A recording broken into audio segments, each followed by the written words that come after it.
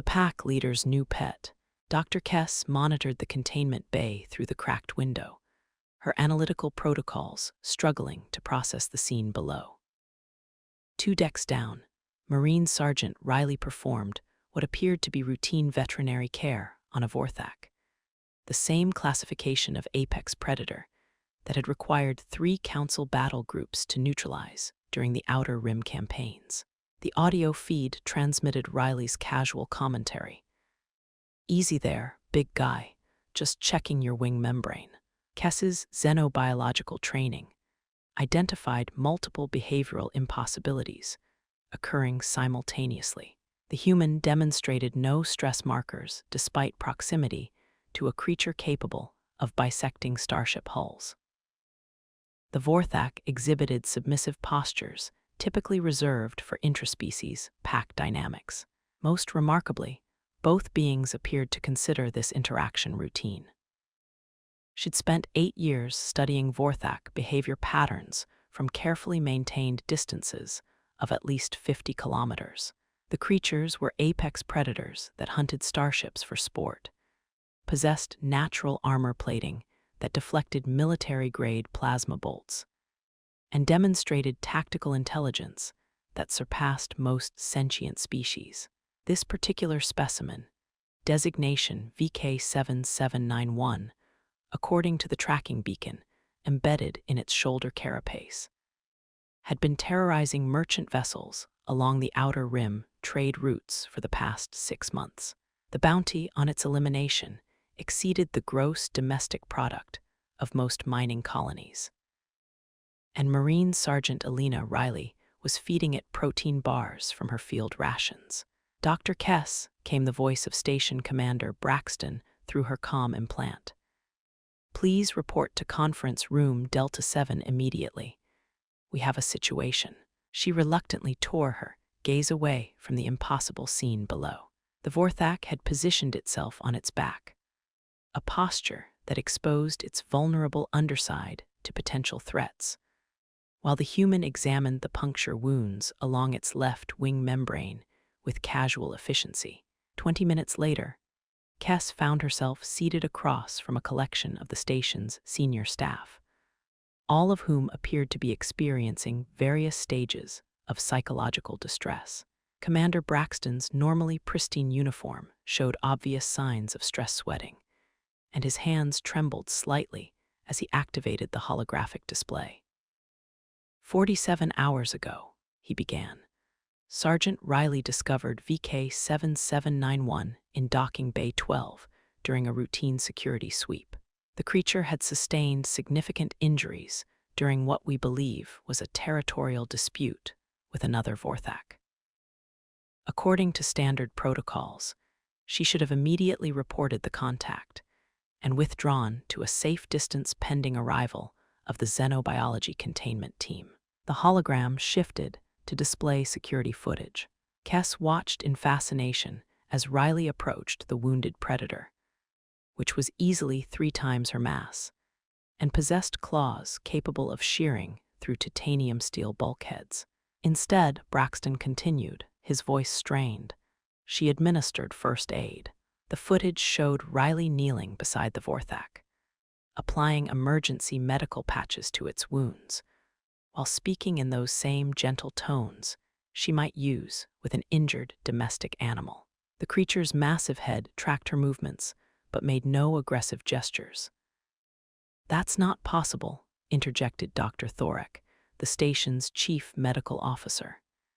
His grayscaled hide had shifted to the mottled patterns that indicated extreme anxiety. Vorthak pack behavior is exclusively intraspecies. They don't form social bonds with other life forms. They hunt them. Nevertheless, Braxton said, at 0600 this morning, Sergeant Riley officially submitted a requisition for extended medical leave to care for what she has designated as her wounded companion. The request was denied, obviously, but she appears to be proceeding regardless. The hologram shifted again, this time showing current footage from the observation deck. Riley had somehow convinced the Vorthak to remain in the temporary containment area, while she performed what appeared to be physiotherapy exercises on its injured wing. Furthermore, the commander continued, our behavioral analysis algorithms suggest the creature has imprinted on Sergeant Riley. It refuses to consume standard Vorthak prey items and will only accept food offerings directly from her. When she leaves its site for extended periods, it exhibits signs of separation anxiety. Kess leaned forward, studying the data readouts streaming across the display. The Vorthak's stress hormone levels were indeed elevated whenever Riley departed, and its hunting instincts appeared to have been completely suppressed. In 30 years of xenobiology research, she had never encountered anything comparable. "What does Command want us to do?" asked Lieutenant Vale, the station's tactical officer. Braxton's expression darkened. "Command wants VK7791 eliminated immediately. They consider it an unacceptable security risk, regardless of its current behavior patterns." And Sergeant Riley's opinion on this matter. "She's strongly opposed to that course of action. Her exact words were, 'Over my dead body, sir.' That'd be like putting down a loyal dog because some pencil pusher in an office thinks it might bite someone." The room fell silent. Kess had worked alongside humans for the better part of a decade, and she was still occasionally startled by their capacity for emotional attachment to creatures that posed obvious threats to their survival. "I'd like permission to study the interaction," she said finally. "This represents a completely unprecedented opportunity to observe interspecies pack bonding between a human and an apex predator. The research implications alone." "Absolutely not," Braxton cut her off. "We've got a Class 15 deathworld predator loose on this station, and the only thing standing between it and a potential rampage is one stubborn Marine who thinks she's adopted a pet. I want solutions, not research opportunities." Before anyone could respond, the conference room's emergency alert system activated. Red warning lights bathed the room as the station's AI announced, "Security breach in Sector 7. Multiple hostile contacts detected. All personnel to emergency stations."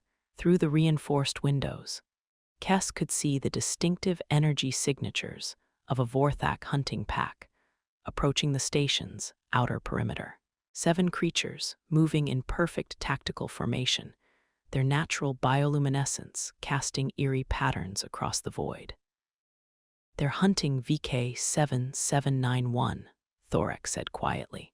"Vorthak eliminate weakened pack members to prevent them from compromising the hunt." Braxton was already moving toward the exit. "All hands to battle stations. Prepare for emergency evacuation of non-essential personnel." "Commander," Kess called after him, "what about Sergeant Riley and the injured Vorthak?" He paused at the doorway, his face grim. "Hopefully they stay in containment until we can handle the immediate threat." 20 minutes later, it became clear that Riley had no intention of remaining in containment. Kess watched from the tactical center as security cameras tracked the Marine's progress through the station's corridors. She was leading VK7791, whom she had somehow convinced to follow her despite its injuries, toward the main docking bays. "What the hell is she doing?" Vale demanded.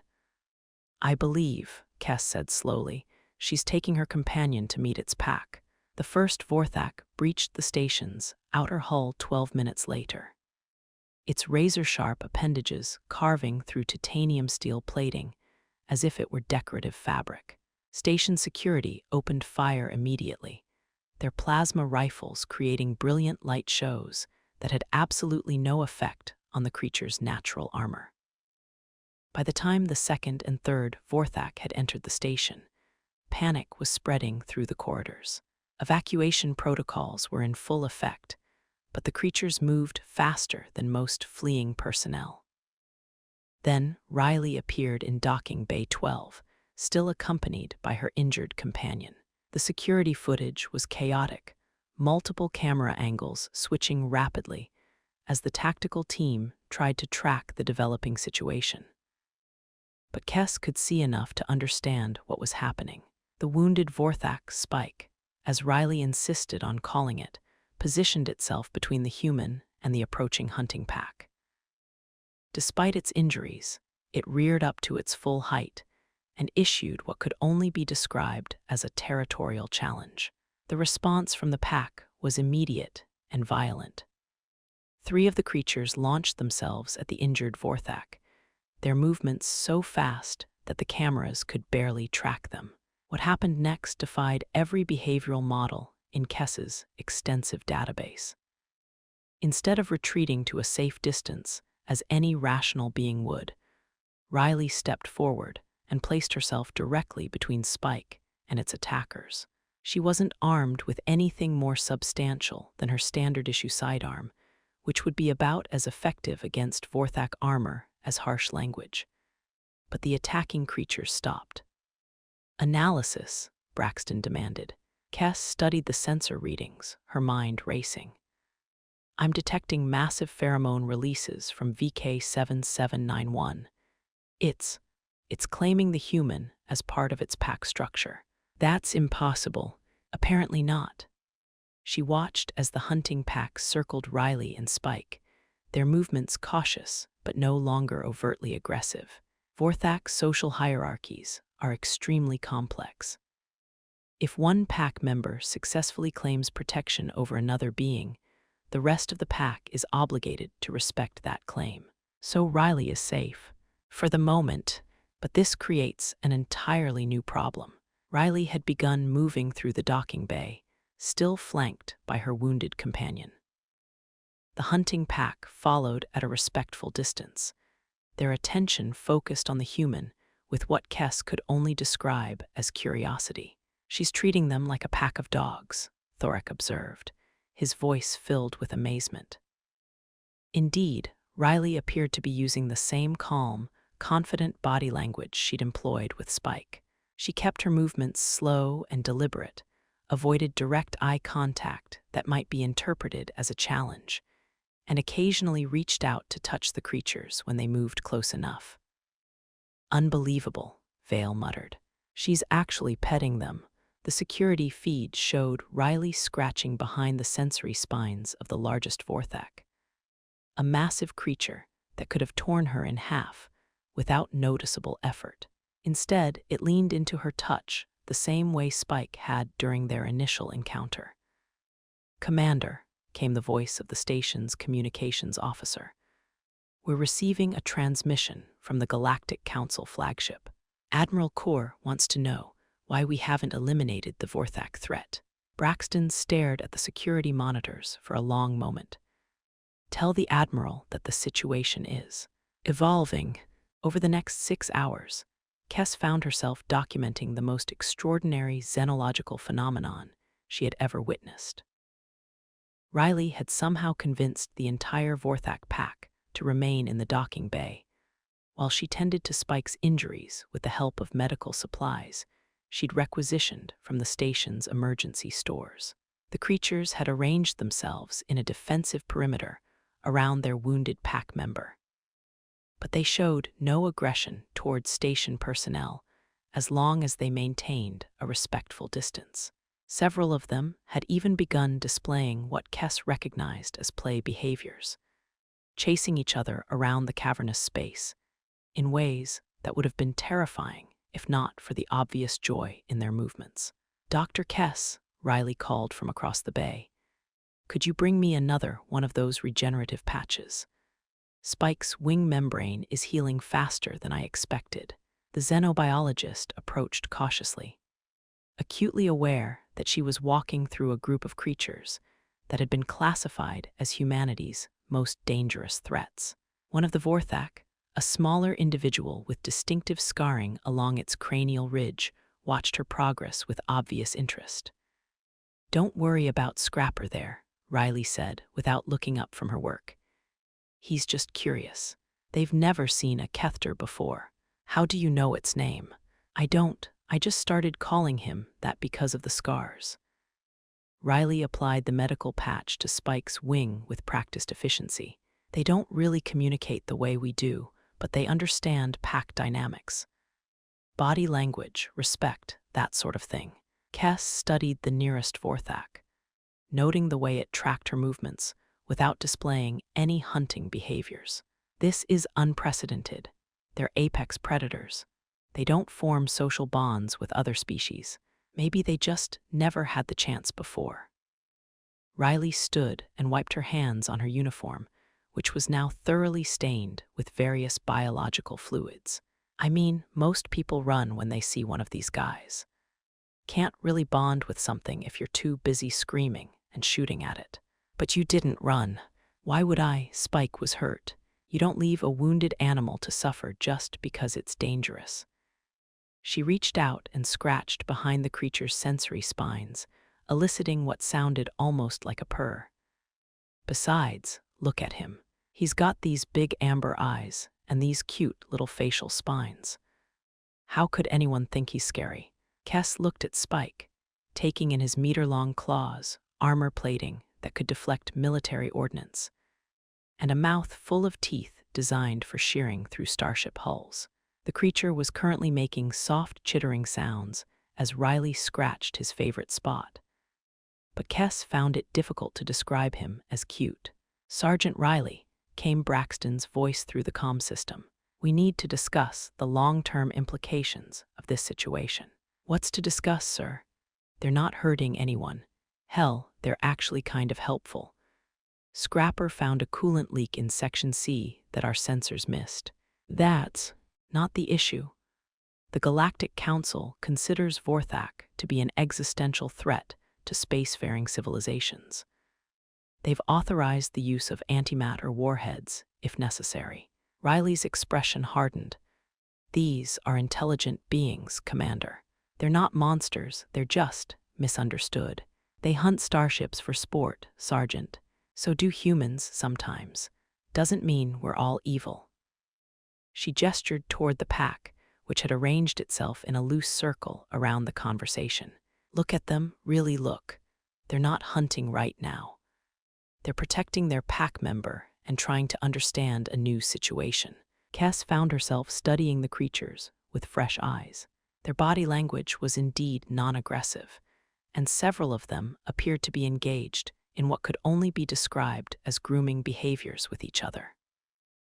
"Furthermore," Riley continued, "I think I know why they hunt ships in the first place. Enlighten us. Territory. They see ships as potential threats to their hunting grounds. But if they understood that most vessels are just passing through."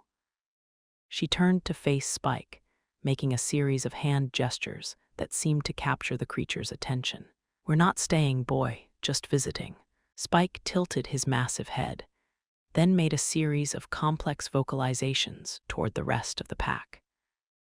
The response was immediate. Several of the creatures began moving toward the bay's entrance, their movements purposeful but not hurried. "They're leaving," Kes breathed. "Not all of them." Riley scratched behind Spike's spines again. "This one's staying with me until he's fully healed. The others will go back to their territory, but they'll remember that humans can be pack members too." Over the following days, Kes documented the most remarkable interspecies relationship she had ever observed. Spike, whose injuries were healing with typical Vorthak resilience, had essentially appointed himself as Riley's personal guardian. He followed her throughout the station, positioned himself protectively near her during duty shifts, and demonstrated an almost supernatural ability to sense her emotional state. When Riley was tired, Spike would find ways to encourage her to rest. When she was stressed about station duties, he would perform amusing behaviors that never failed to make her laugh. When other personnel approached too quickly or with apparent aggression, Spike would position himself between them and Riley until he was satisfied that the interaction was friendly. "It's like having the galaxy's most dangerous therapy animal," Riley told Kes during one of their daily observation sessions. "The implications are staggering," Kes replied. "If humans can form pack bonds with Vorthak, it could revolutionize our understanding of both species. Maybe it just proves that most creatures want the same basic things: food, safety, companionship. Riley tossed a piece of protein bar to Spike, who caught it with remarkable delicacy. We're not that different when you get right down to it.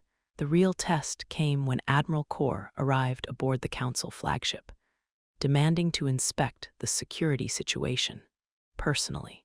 The tall, imposing Jakari commander entered Docking Bay 12 with obvious reluctance, his personal guard maintaining maximum alert status. Spike immediately positioned himself between the Admiral and Riley, his stance protective but not overtly threatening. "This is the creature that has terrorized 3 sectors," Kor asked, his voice carefully controlled. "This is Spike," Riley corrected. "And he's only territorial when he thinks his pack is threatened." "Demonstrate." Riley looked puzzled. "Sir, if this creature is truly bonded to you, demonstrate that bond. Order it to perform some action that proves your claim." Riley frowned. "He's not a trained animal, Admiral. He's my friend."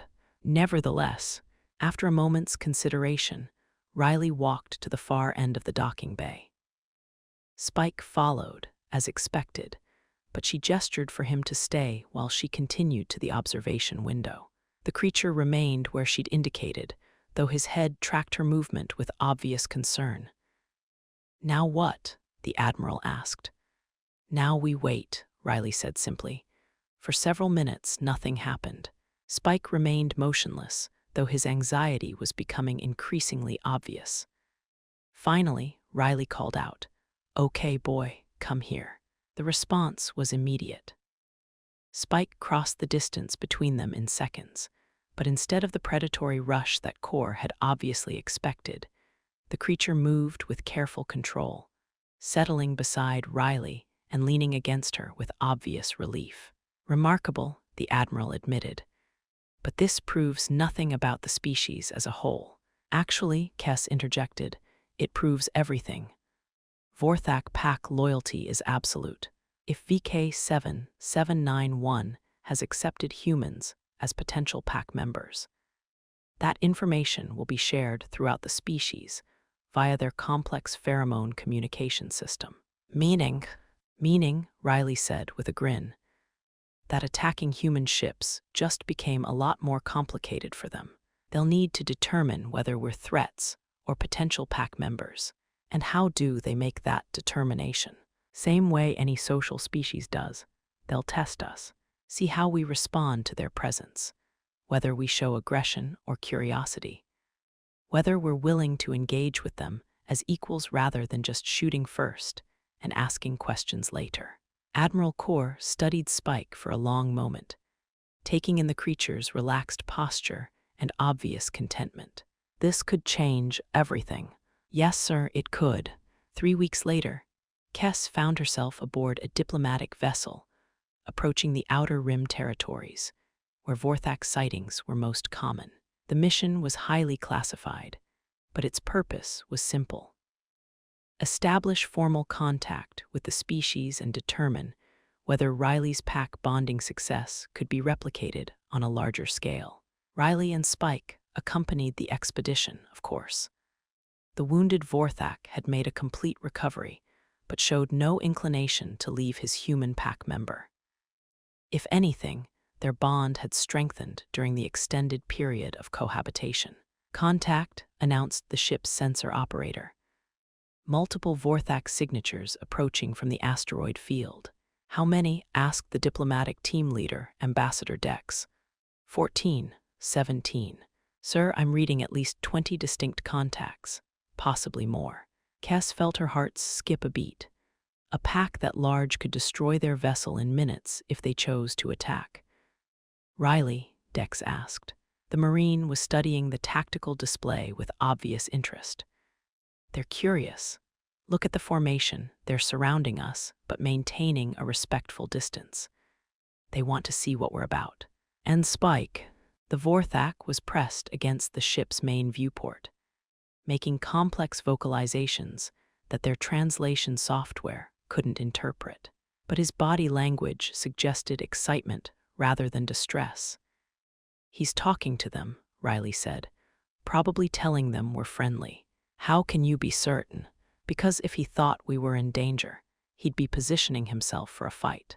Instead, he's practically bouncing off the walls. Indeed, Spike was displaying behaviors that Kess had learned to associate with positive excitement.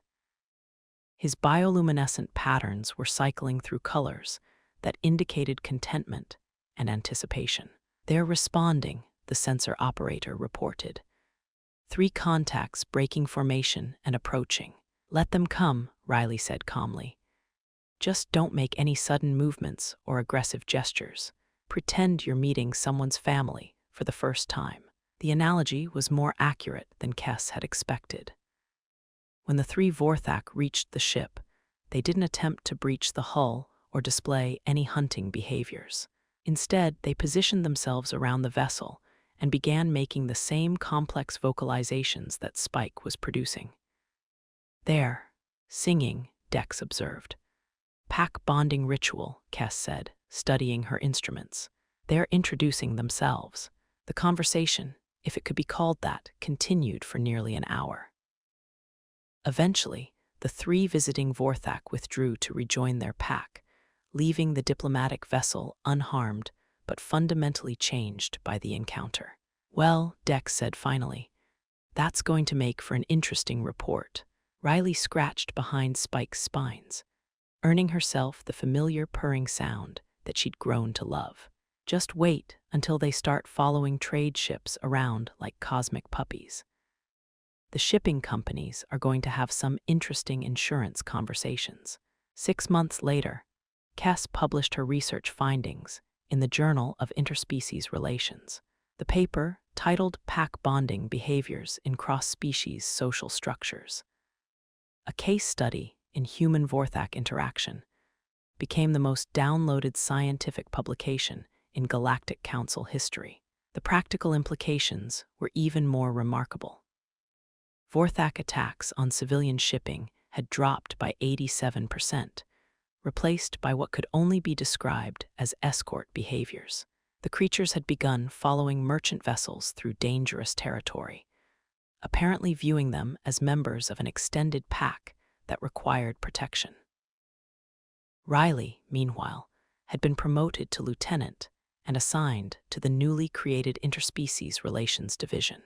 She and Spike traveled throughout the galaxy, teaching other humans the basics of Vorthak pack dynamics and helping to establish communication protocols between the species. The secret, she explained to a room full of xenobiologists during a conference on Deep Space Station Crow Hill, is treating them like individuals instead of just dangerous animals. They're intelligent, they're social, and they want the same things most creatures want: respect, companionship, and the chance to be understood. During the question period that followed, a young researcher asked, "But how did you know to approach VK7791 in the first place? Weren't you afraid?" Riley considered the question for a moment, absently scratching behind Spike's spines as she formulated her response. The massive Vorthak was lying across the presentation platform like an oversized hound, his attention focused on the room full of potential new pack members. "Fear's natural," she said finally, "but so is compassion. When I saw Spike lying there hurt and alone, I didn't see a monster. I saw a being in pain who needed help. Everything else just followed from that. It's that simple. Sometimes the most important things are." Riley smiled, looking out at the assembled scientists and diplomats. Humans have been pack bonding with dangerous creatures for thousands of years. Wolves, bears, even other humans. We're pretty good at seeing the potential for friendship in places where other species just see threats. After the conference ended, Kess approached Riley as she was preparing to leave. "I wanted to thank you," the xenobiologist said. "Your willingness to trust your instincts has opened up entirely new fields of research." "Just doing my job," Riley replied with typical human modesty.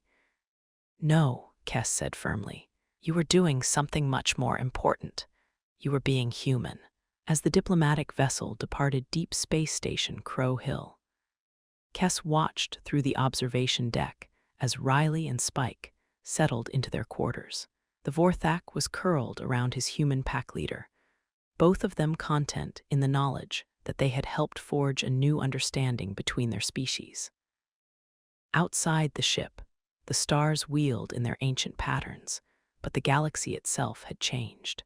Where once there had been only fear and misunderstanding between humans and Vorthak, there was now the possibility of friendship.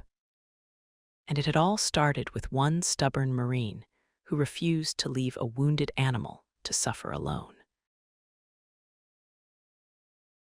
If you want to see more humans turning galactic nightmares into loyal companions, hit that subscribe button. And tell me, should Riley adopt more apex predators? Because I've got some stories about humans who befriend entire hive minds.